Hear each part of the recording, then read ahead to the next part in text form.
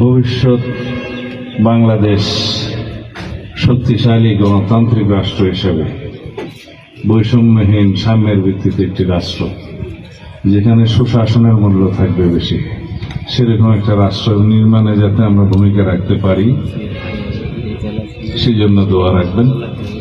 অনেক চ্যালেঞ্জের মধ্যে আছে, অনেক কাজের মধ্যে আছি, অনেক কিছু সামনে করতে হবে এই দেশের জন্য। হয়তো আল্লাহ রাব্বুল আলামিন এই জন্যই আমাকে বাঁচিয়ে রেখেছেন, আমি জানি না। অনেকবার মৃত্যুর মুখে ছিলাম। যাই হোক, পৃথিবীতে সবচেয়ে বড় সম্পদ হচ্ছে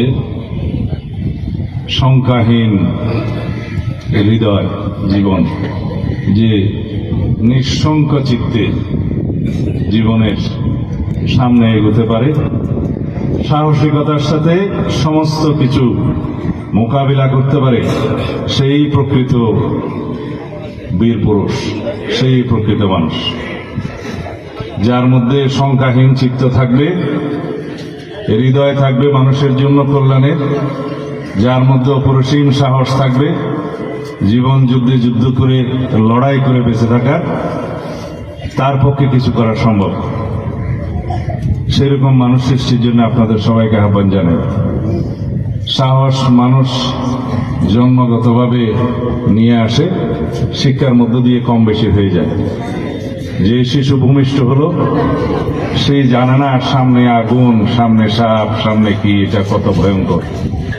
সে সেটা স্পর্শ করে, কারণ সে জানে না, তার মধ্যে সেই সাহসটা থাকে।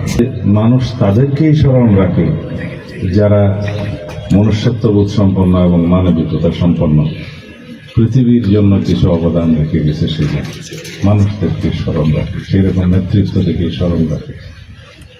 পৃথিবীর রাজা, বাদশাহ, প্রেসিডেন্ট, প্রাইম মিনিস্টার বহু গেছে, বহু আসবে, অসংখ্য অগণিত। তাদের কথা মানুষ স্মরণ রাখে না, কিন্তু একজন মানুষ যিনি সমাজের জন্য, পৃথিবীর জন্য কল্যাণকর কিছু অবদান রেখে গেছেন, যেটা অনির্দিষ্টকাল পর্যন্ত, ইনফিনিটি পর্যন্ত চলবে, তাদেরকে মানুষ স্মরণ রাখে। সেই রকম অনেক বিজ্ঞানীর কথা আপনারা জানেন, অনেক কবি সাহিত্যিকের কথা আপনারা জানেন, অনেক চিত্রকরের কথা জানেন, অনেক সায়েন্টিস্টের কথা জানেন, যারা সমাজ বিনির্মাণের জন্য কাজ করে। একজন ফিলোসফার